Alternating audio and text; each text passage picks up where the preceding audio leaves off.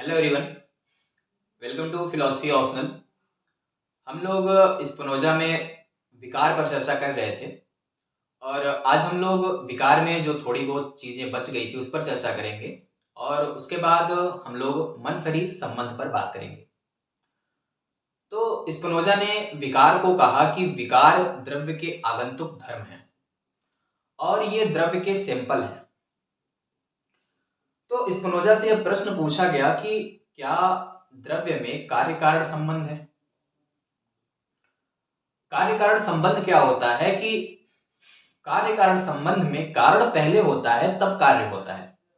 जैसे कि अगर हम लोग इसे एक एग्जांपल से समझें कि यदि हम कॉलेज जाते हैं तो कॉलेज जाने का हमारा कुछ उद्देश्य है, हमारा कुछ कारण है।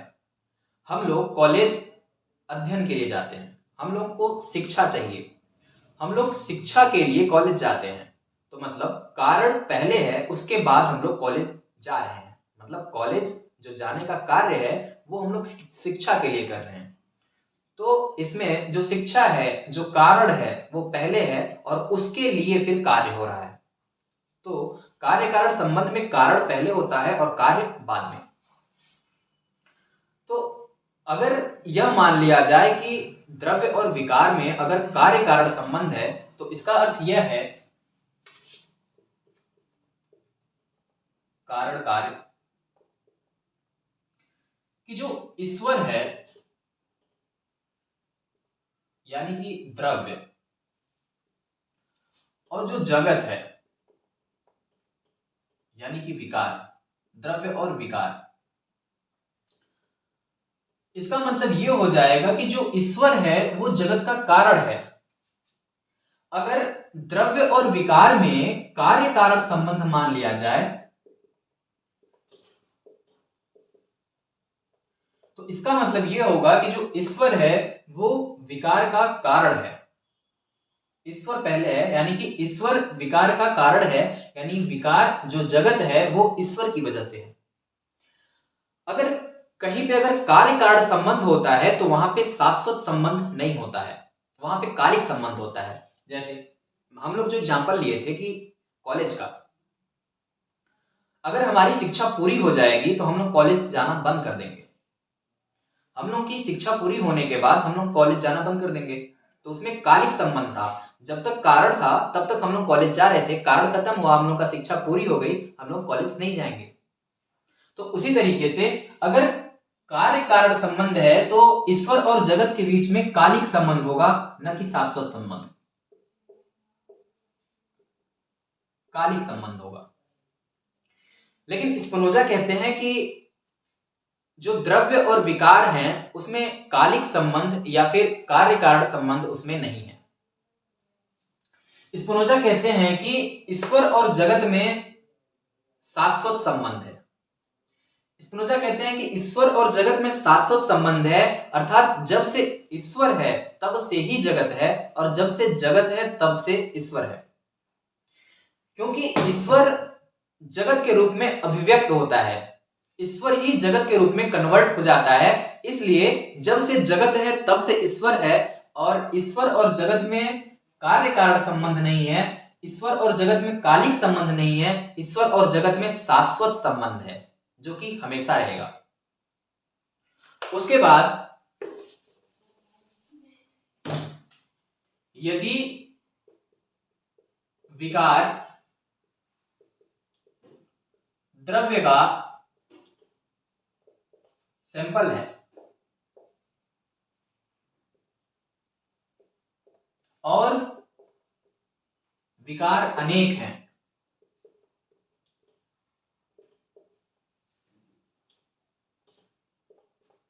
तो द्रव्य अनेक क्यों नहीं है?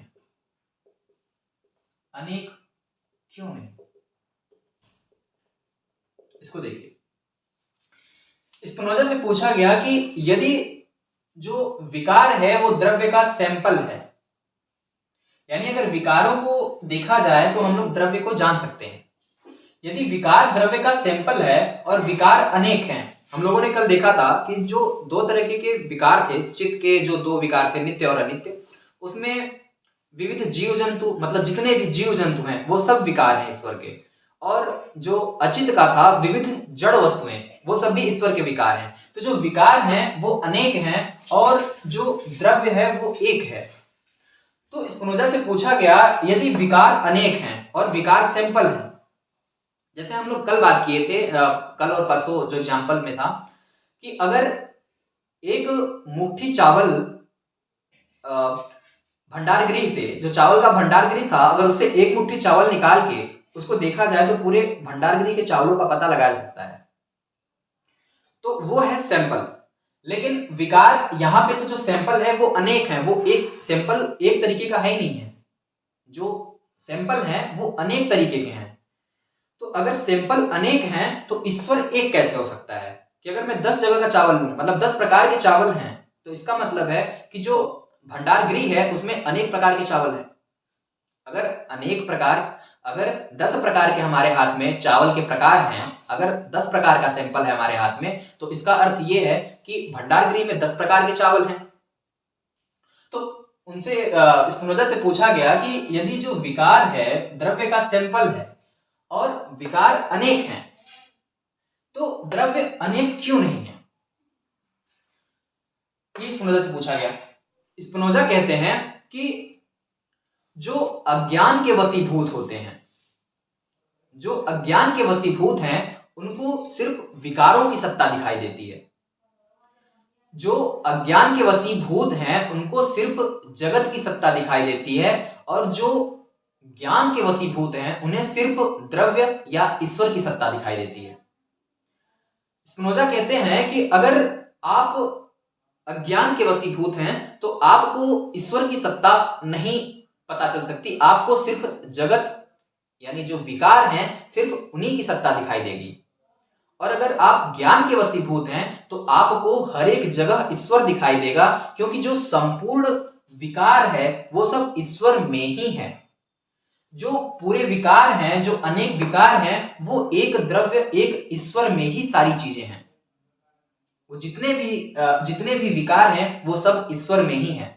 तो इसलिए स्पिनोजा कहते हैं कि अगर आप अज्ञान के वशीभूत हैं तो आपको केवल और केवल इस जगत, इस माया और इस विकार की सत्ता दिखाई देगी, और अगर आप ज्ञान के वशीभूत हैं तो आपको ईश्वर या सिर्फ द्रव्य की सत्ता दिखाई देगी। आपको कण कण में ईश्वर दिखाई देगा, आपको हर जगह ईश्वर ही दिखाई देगा।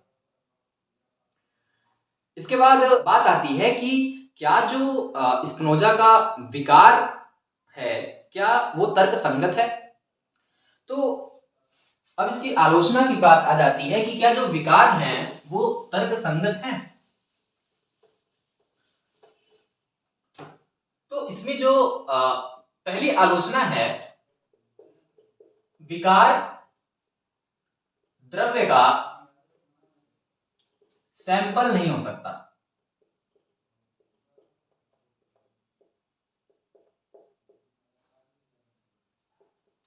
जो आलोचक हैं वो कहते हैं कि जो विकार है वो द्रव्य का कभी भी सैंपल नहीं हो सकता, क्योंकि जिस तरीके का सैंपल होता है उसी तरीके का वो वस्तु होती है जिसका वो सैंपल होता है। तो जो आलोचक हैं वो कहते हैं कि जो विकार है वो अनित्य है और जो द्रव्य है वो नित्य है। कहते हैं जो विकार है वो अनित्य है, जो द्रव्य है वो नित्य है, और जो विकार है वो परतंत्र है, वो ईश्वर के अधीन है, और जो द्रव्य है वो स्वतंत्र है। इसके अलावा कहते हैं जो विकार है, विकार वो अनेक है और द्रव्य एक है। तो विकार और द्रव्य में इतनी असमानताएं हैं कि कभी भी विकार द्रव्य का सैंपल नहीं हो सकता। क्या कभी मिट्टी सोने का सैंपल हो सकता है? क्या कभी जो मिट्टी है वो कभी स्वर्ण यानी सोने का सैंपल हो सकता है? नहीं। तो उसी प्रकार आलोचक कहते हैं कि जो विकार है वो मिट्टी की तरह है, जो द्रव्य है ईश्वर है वो स्वर्ण की तरह है। तो कभी भी मिट्टी स्वर्ण का सैंपल नहीं हो सकता। और दूसरी आलोचना उनकी ये आती है कि स्पिनोजा ने विकार को नित्य और अनित्य दोनों माना है। विकार को नित्य और अनित्य दोनों माना है, और विकार को नित्य और नित्य और अनित्य दोनों माना है, लेकिन जो विकार है वो द्रव्य के आगंतुक धर्म है, आगंतुक धर्म है। ये स्पिनोजा खुद कहते हैं कि जो विकार है वो द्रव्य के आगंतुक धर्म है, और जो आगंतुक धर्म होता है वह अनित्य होता है। आगंतुक धर्म अनित्य होता है, अतः जो विकार हैं वो अनित्य हैं, वो नित्य नहीं है। जबकि स्पिनोजा विकार के नित्य और अनित्य, विकार को नित्य और अनित्य दोनों स्वीकार करते हैं। कल हम लोगों ने देखा था, जब हम लोगों ने वो फिगर बनाया था जिसमें हम लोगों ने चित और अचित, इसके जो विकार थे हम लोगों ने देखे थे। जो नित्य विकार था, नित्य और अनित्य विकार, इसके भी नित्य विकार और अनित्य विकार। जो चित्त का नित्य विकार था वो था बुद्धि और संकल्प,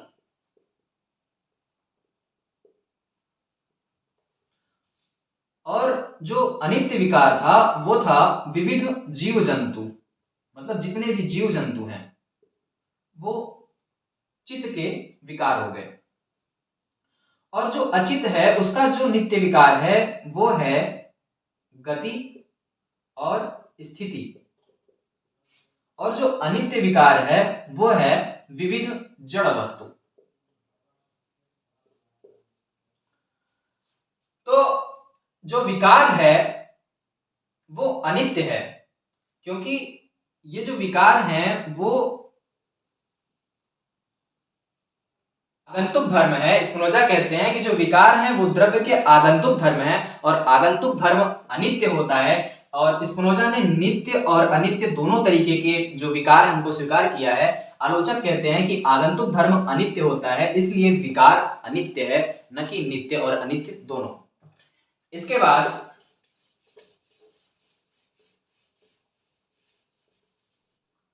अगर विकार अनित्य है, अगर विकार अनित्य है, अनित्य, अभी आलोचकों ने कहा कि जो विकार है वो अनित्य होगा, क्योंकि जो विकार है वो द्रव्य का आगंतुक धर्म है, और आगंतुक धर्म अनित्य होता है, इसलिए विकार अनित्य होगा। फिर आलोचक कहते हैं कि अगर विकार अनित्य होगा तो सर्वेश्वरवाद की जो संकल्पना है, जिसका प्रतिपादन स्पिनोजा ने किया है, सर्वेश्वरवाद, वह तर्क संगत नहीं रह जाएगा।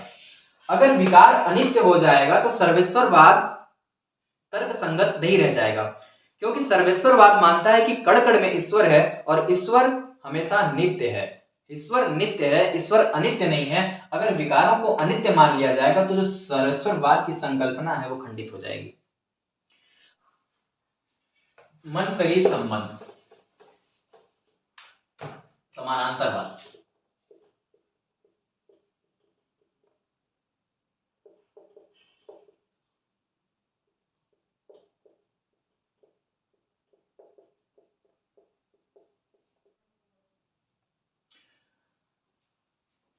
समानांतरवाद, मन शरीर संबंध। तो सबसे पहले यह पूछा गया कि मनुष्य क्या है।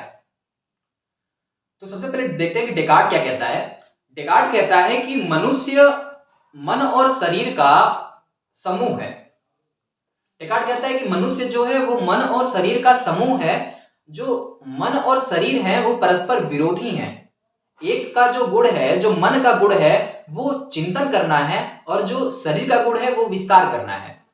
ये परस्पर विरोधी हैं, और विरोधी होने के कारण इनमें क्रिया प्रतिक्रिया होती है। जो मन और शरीर में जो संबंध है उनमें क्रिया प्रतिक्रिया होती है। स्पिनोजा ने कहा कि जो मनुष्य है वो मन और शरीर का समूह तो है। स्पिनोजा ने कहा जो मनुष्य है वो मन और शरीर का समूह है, लेकिन मन का गुण विचार करना है और शरीर का गुण विस्तार करना है, लेकिन वो परस्पर विरोधी नहीं है, वो परस्पर समानांतर है। स्पिनोजा ने कहा कि जो मन है और जो शरीर है वो ईश्वर के विकार हैं। ईश्वर के जो गुण हैं चित्त और अचित, चित्त का जो विकार है वो मन है, और जो अचित का विकार है वो शरीर है। तो इन दोनों में ईश्वर की समान अभिव्यक्ति है और इन दोनों को जो सत्ता मिलती है, इन दोनों को सत्ता भी ईश्वर के द्वारा ही मिलती है। इन दोनों को सत्ता ईश्वर के द्वारा मिलती है और इन दोनों में ईश्वर की समान अभिव्यक्ति है, इसलिए ये दोनों समानांतर चलते हैं, क्योंकि दोनों के पास समान शक्ति है। दोनों की जो शक्ति का स्रोत है, दोनों को जो सत्ता मिल रही है वो ईश्वर से ही मिल रही है, इसलिए ये दोनों समानांतर चलते हैं। स्पिनोजा ने कहा कि जो ईश्वर है, ईश्वर के जो दो गुण हैं, गुण चित और अचित। चित्त का जो विकार है वो है मन और अचित का जो विकार है वो है शरीर। स्पिनोजा ने कहा ये दोनों को ईश्वर से सत्ता मिलती है और ये दोनों में ईश्वर की समान अभिव्यक्ति होती है, इसलिए ये समांतर चलते हैं। स्पिनोजा कहता है कि चित्त यानी मन में जितने प्रत्यय होंगे, जितने विचार होंगे, चित्त यानी मन में जितने भी प्रत्यय होंगे उतनी ही वस्तु शरीर में होंगी, उतनी ही वस्तु उसी क्षण शरीर में होंगी। और इनका जो क्रम होगा, जैसे अगर इनका क्रम ए बी सी, मान लीजिए ये 4 तरह के प्रत्यय हैं, तो जिस क्षण ए प्रत्यय आया उसी क्षण ए डैश वस्तु होगा शरीर में, जिस समय बी आया उस समय बी डैश होगा, सी डैश होगा, डी डैश होगा। जिस क्षण प्रत्यय है उसी क्षण शरीर में वस्तु है। स्पिनोजा ने कहा कि हमें ये भ्रम हो जाता है कि क्रिया प्रतिक्रिया हो रही है, लेकिन क्रिया प्रतिक्रिया नहीं, ये दोनों मन और शरीर समानांतर चलते हैं, दोनों में क्रिया प्रतिक्रिया नहीं होती है। अगर इसे समझा जाए कि अगर आप अपने आप को ईश्वर मान लीजिए और अपनी आंखों को, एक को मन मान लीजिए और एक को शरीर, तो अगर अपनी आंखों को आप एक को मन और एक को शरीर मान लेंगे तो ये दोनों कभी अलग नहीं होंगी कि बारी बारी से कार्य नहीं करेंगी। आपकी आंखें एक बार में दोनों एक ही तरफ देखेंगी और जिस क्षण देखेंगी उस क्षण दोनों देखेंगी। ऐसा नहीं कि एक पहले देखेगी एक बाद में देखेगी, जिस क्षण होगा उस टाइम दोनों की दोनों एक ही साइड देखेंगी। तो उसी तरीके से एक ही क्षण में जिस क्षण विचार आया उसी क्षण शरीर में क्रिया होती है। जिस क्षण मन में विचार आता है, जिस क्षण चित्त यानी जिस क्षण मन में कोई प्रत्यय आता है, ठीक उसी क्षण हमारे शरीर में उसका क्रिया होता है, ठीक उसी क्षण, उसके बाद नहीं। क्रिया प्रतिक्रिया नहीं होती है, ये समानांतर होता है। जिस क्षण हुआ उसी क्षण तुरंत हमारे शरीर में क्रिया होती है। हमें ऐसा भ्रम हो जाता है कि हमारे जो मन है उसका प्रभाव शरीर पर पड़ रहा है और जो शरीर है उसका प्रभाव मन पर पड़ रहा है। प्रभाव नहीं पड़ता है। इसका पहले प्रभाव पड़ने का मतलब होता है कि पहले मन में कुछ हुआ तो उसका प्रभाव शरीर पर पड़ेगा, और अगर शरीर पर कुछ हुआ तो उसका प्रभाव मन पर पड़ेगा। प्रभाव नहीं पड़ता है। जिस क्षण अगर शरीर में कुछ हुआ उसी क्षण तुरंत, समानांतर तुरंत, जिस क्षण शरीर में कुछ हुआ उसी क्षण तुरंत आपके मन में विचार बनेगा और जिस क्षण विचार है उसी क्षण शरीर में वो वस्तु होगी। मतलब हमारे मन और शरीर में क्रिया प्रतिक्रिया नहीं होती है, हमारे शरीर, मन और शरीर में समानांतर संबंध है। जिस क्षण कोई प्रत्यय आता है उसी क्षण शरीर में वस्तु यानी उसी क्षण शरीर में क्रिया होती है। जिस क्षण कोई प्रत्यय आता है उसी क्षण क्रिया होती है। उसके बाद बात आती है कि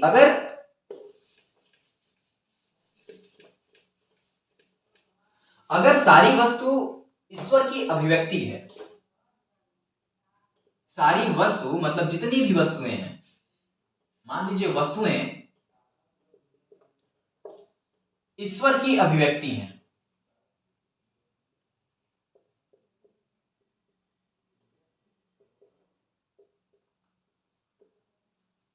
दुनिया में जितनी भी वस्तुएं हैं, यहां तक कि जगत भी ईश्वर की अभिव्यक्ति है।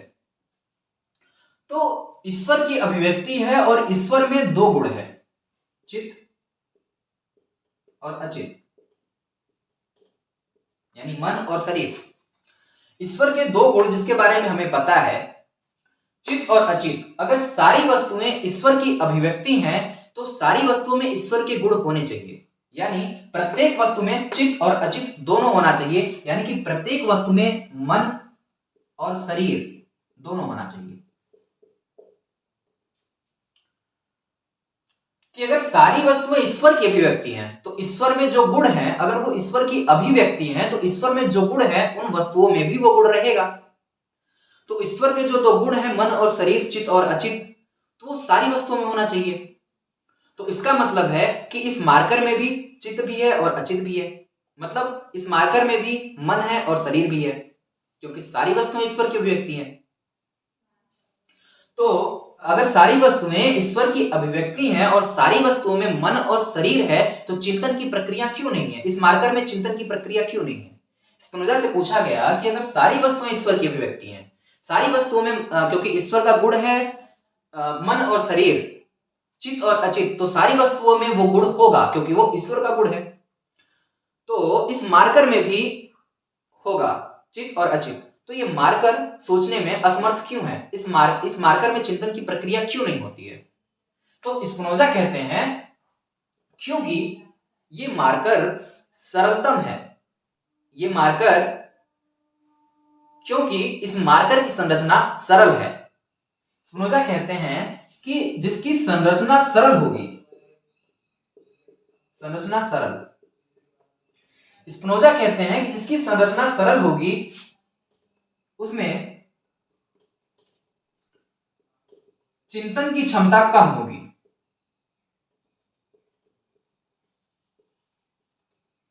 और जिसकी संरचना जटिल होगी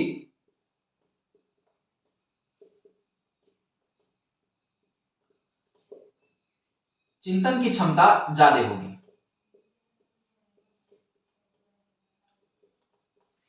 स्पिनोजा ने कहा जिसकी संरचना सरल है उसमें चिंतन की जो क्षमता है वो कम होगी, और जिसकी संरचना कठिन है, जिसकी संरचना जटिल है, उसमें चिंतन की प्रक्रिया ज्यादा होगी, मतलब उसमें चिंतन की जो क्षमता है वो ज्यादा होगी।